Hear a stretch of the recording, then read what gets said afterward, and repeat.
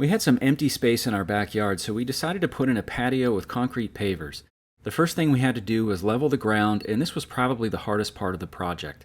We added paver base and sand to make sure it was nice and even. Then we put down some lawn fabric and started adding pavers. These are concrete hexagons, roughly a foot in diameter.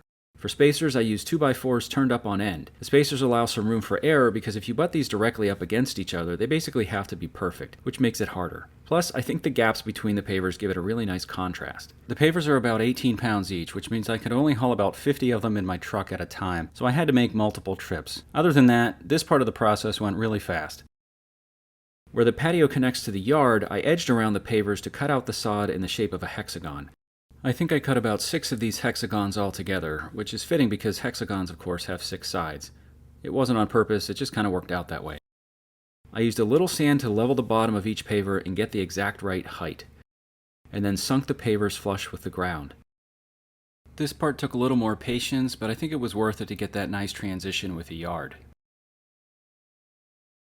Once all the pavers were set, we added a layer of sand between each paver to lock them in place, and then a layer of 1-inch river rock followed by pea gravel to fill in all the gaps.